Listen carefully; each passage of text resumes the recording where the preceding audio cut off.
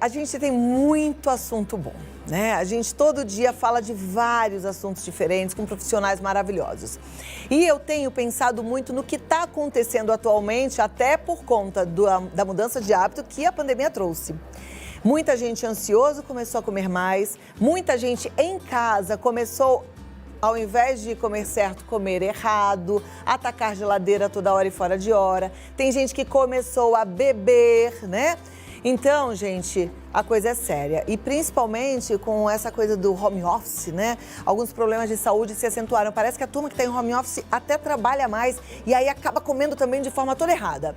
Aí vem os distúrbios digestivos. E como o dia 29 de maio, que está chegando, é o Dia Mundial da Saúde Digestiva, o Vida Melhor traz esse assunto aqui no nosso bate-papo de hoje.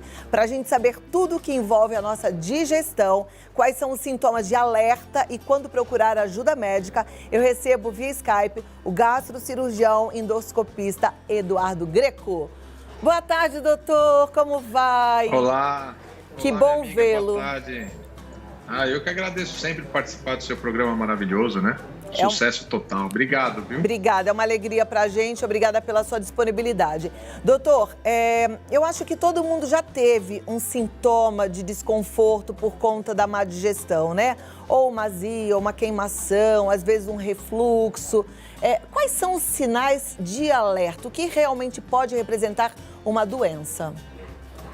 Sim, isso é muito importante, né? E você iniciou muito bem o programa, né, Cláudia, passando, que o pessoal hoje, com a história do home office, muitas pessoas trabalhando muito mais, a ansiedade é grande, as informações e a Covid continua aí trazendo as pessoas, né, num estresse muito importante, quebra da rotina, isso é fundamental, então a pessoa para de ter aquele horário do café da manhã, o horário do almoço, tá em casa, passa toda hora. Então a primeira dica que a gente passa para as pessoas é estabelecer uma certa rotina, né? Tentar manter aquele horário do café como se você estivesse saindo para o seu trabalho, evitar o tempo todo modificar a sua alimentação. Não é porque está em casa que todo o tempo é a comida embutida, é a comida que pede no fast food, porque a partir daí a pessoa vai começar a sentir os efeitos no organismo, que é o que você disse. Quais são esses sinais, né? Começa a ter má digestão, começa a dormir mal, começa a ter aquele estufamento, a barriga estufada, inchada. Do refluxo, a pessoa começa a sentir dor, azia, queimação. Então ela tinha uma rotina, se alimentava legal, de forma saudável, e de repente em casa começa a perceber que, né, a digestão não está legal, eu já não estou aquela mesma pessoa. Eu como e me sinto meio indisposta, né? Tem pessoas que começam a ganhar peso, que nem você bem disse, tá, o sedentarismo por conta de pouca atividade. Então a pessoa precisa perceber isso. Sentiu que está começando a mudar, como você disse, esses primeiros sintomas, né? Tô queimando, tô com dor, tô com uma tosse à noite, né? Acordo no meio da noite tossindo, meu estômago tá estufado. E a saúde digestiva, ela é fundamental a parte intestinal, né, Cláudia? Então, assim, e o meu intestino? Como é que tá o funcionamento do meu intestino? Então, mudou, sentiu que o seu organismo tá diferente, que a digestão tá ruim, que tem alguns sintomas, precisa investigar. E nesse momento as pessoas têm medo de investigar. As pessoas têm medo de ir à consulta, têm medo de ir a um hospital fazer uma endoscopia. Existe segurança para os pacientes que estão sentindo desconforto para que eles sigam em frente nessa investigação? Nossa, importantíssimo isso. Isso é o que a gente tem que abordar aí muito, né? O coronavírus é uma doença que está aí grave, que a gente precisa se cuidar, precisa se proteger. Só que mesmo com a vacina e com tudo que vai acontecer, é como outras doenças, ela vai coexistir no nosso meio. E as pessoas precisam, Cláudia, você falou muito bem, entender que precisa buscar o médico, precisa continuar tratamentos que a pessoa já tem, né? Às vezes um diabetes, uma hipertensão, um refluxo, uma gastrite. Naquele momento inicial existia muito um pânico, uma incerteza, falta de conhecimento. Nesse momento, hoje, as clínicas, eu estou aqui na minha clínica, mais tarde eu vou começar a atender, tem segurança para isso, né? Tem os protocolos, né? Todos da higienização, distanciamento entre as pessoas, os laboratórios dos hospitais hoje já estão preparados para receber esses pacientes. Então, a pessoa também precisa se cuidar. É claro que tem pessoas num grupo de risco maior que tem que saber o momento correto, como procurar, mas orientando locais corretos é muito melhor, porque senão aumentaram-se, né, taxas de pacientes infartados muito maiores, pacientes com problemas gástricos que de uma gastrite transformaram em úlceras. Então, hoje os hospitais, laboratórios e clínicas já estão preparados. Que bom. Desses sintomas de desconforto, até já fiz uma pauta não faz muito tempo sobre esse assunto, mas ficou devendo ainda. As pessoas perguntaram muito.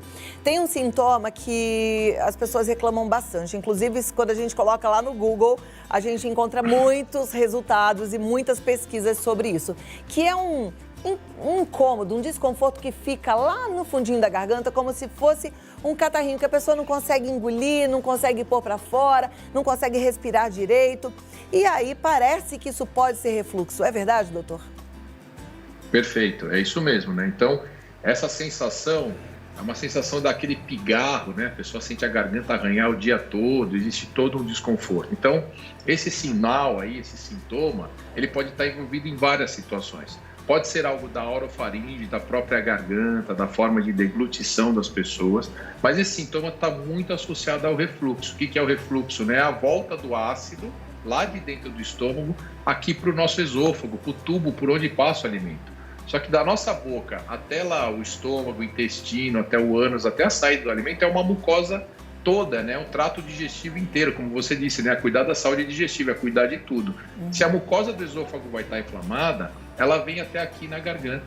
Então pode ter um edema, pode ter um inchaço, a pessoa sente o dia inteiro, precisa ficar engolindo uma secreçãozinha, aí é importante, como você disse, endoscopia, né? Procurar um profissional, não pode ficar tomando qualquer remédio, né? Ah, minha amiga tomou tal remédio, eu também vou tomar, porque esses remédios hoje são muito potentes, são bons, só que às vezes pode mascarar uma doença, uma patologia mais grave, um câncer, alguma outra situação. Então, procure o colega médico, faça os exames necessários. No caso do refluxo, né, você faz uma endoscopia digestiva primeiro, depois você investiga com manometria, pH-metria, se realmente se identificar isso, e aí vai tratar de forma correta, tratar clinicamente com remédio, tratar por endoscopia, tratar de forma cirúrgica, de acordo com a sua doença, tá bom? Ok, eu vou abrir para as perguntas, daqui a pouquinho eu volto, Legal. Deixa a turma organizar aí. Se você já mandou sua pergunta, ótimo, se não mandou no 11 9 50 45 18 40, porque aqui assim, é interação, você faz parte do programa, é para você que a gente está aqui, tá?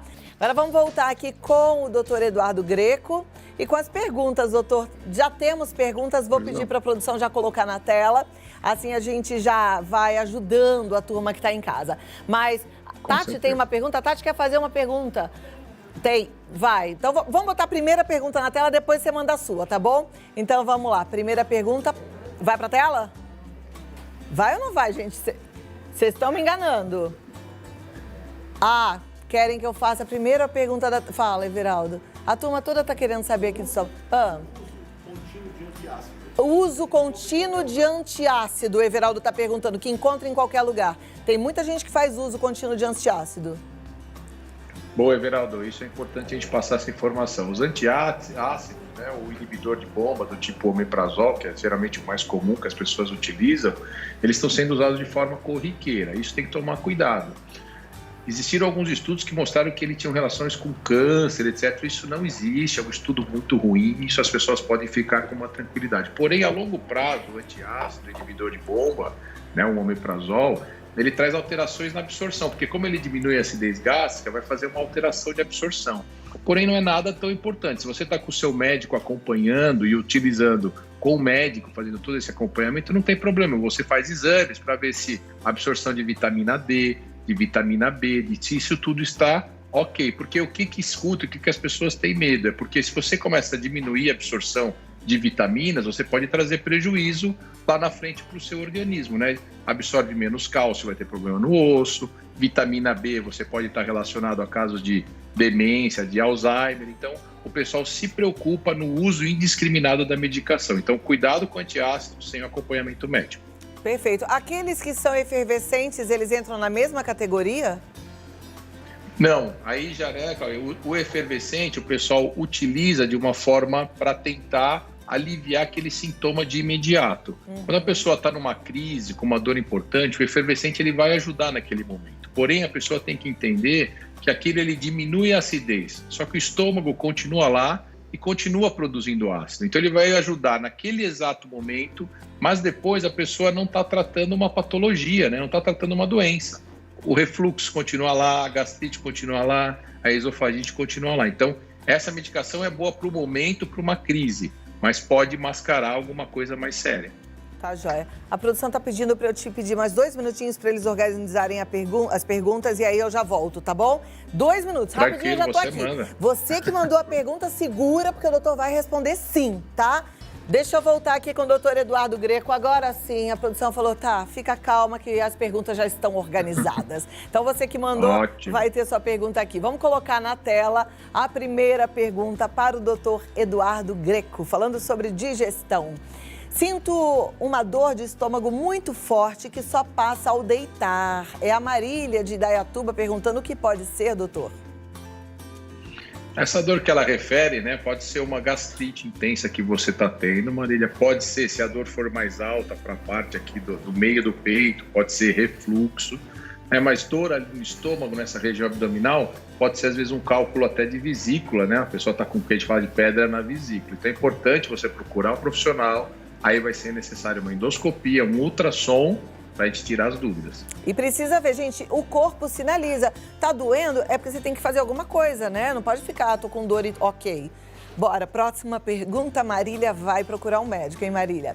Maurício de Fortaleza, quais alimentos devemos evitar para não ter muita acidez no estômago? Isso, essa é uma pergunta bem legal. Então, a alimentação, sempre a gente tem que pregar, né? Quando a gente vê, a gente acompanha você nas redes sociais, você tem um conteúdo bem, né? Bem importante, ensinando as pessoas a se alimentar, ser saudável. Dieta equilibrada, bastante fruta, bastante verdura, né? Bastante os legumes, comidas grelhadas. O que você vai evitar sempre são frituras. O excesso da fritura vai fazer com que seu estômago tenha que produzir mais ácido. Eu sempre dou um exemplo simples. Você come um frango grelhado, o seu organismo produz uma quantidade X de ácidos. Se você empanar esse frango, colocar farinha, coloca queijo, coloca molho, vai ter que produzir 10 vezes mais ácido. Então, tudo que é fritura, tudo que é gorduroso vai exigir uma acidez maior. Então, para evitar esse excesso de acidez, alimentação saudável, equilibrada. Olha, na hora que você explica, fica fácil, né? Eu tinha dificuldade de pensar assim, por que a turma come uma coxinha e já fica com dor no estômago, já fica com azia? É por isso, muita gordura na coxinha, tem que formar muito ácido para quebrar essa gordura toda. Perfeito. Peguei. É isso daí. Próxima pergunta, vamos para a tela então. A Carla de Cajamar, tenho gastrite e tenho muitas restrições alimentares. O que posso comer com segurança?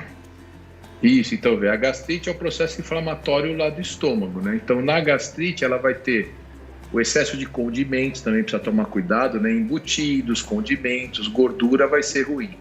Você, com certeza, tendo uma alimentação, né, com fibras, uma alimentação com legumes, com grelhados, você não vai ter dor, você vai conseguir ter uma alimentação saudável. E claro também, né, Cláudia, é importante lembrar, algumas pessoas possuem algumas intolerâncias, né? Que a gente fala que a intolerância ao glúten, alguns tipos de farinha, intolerância à lactose, que é do leite.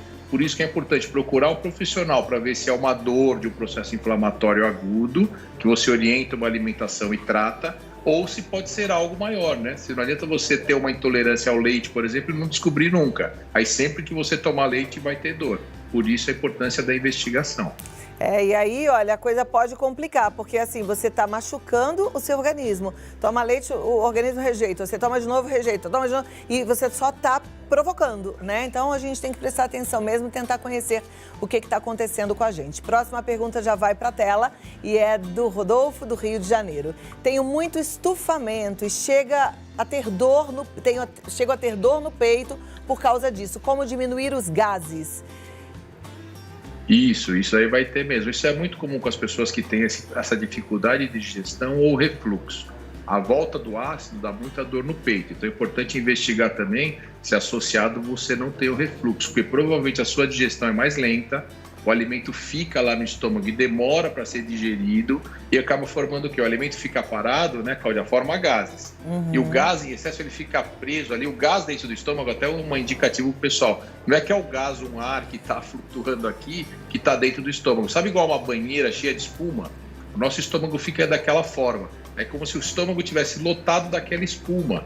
Então, aquela espuma dessa indisposição, esse excesso de gases. Então, para ele, vai ser importante trabalhar a digestão, trabalhar com medicações para ajudar o esvaziamento gástrico, medicações que rompem essas bolhas de espuma, né? Que o pessoal usa, a gente orienta com frequência, que vai dar um alívio e a pessoa vai ter, né? Vai voltar a ter uma vida saudável e normal. Perfeito. Doutor Eduardo Greco, muito obrigada.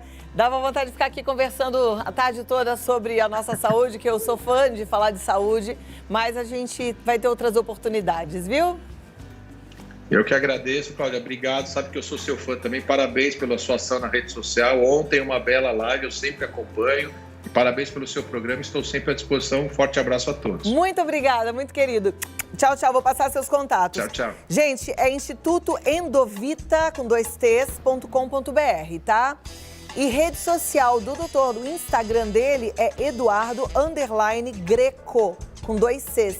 Eduardo_Greco, com 2C's. Ele falou das lives, tem hoje de novo, ensinando a turma a ganhar dinheiro com a internet, 8 da noite, não perca.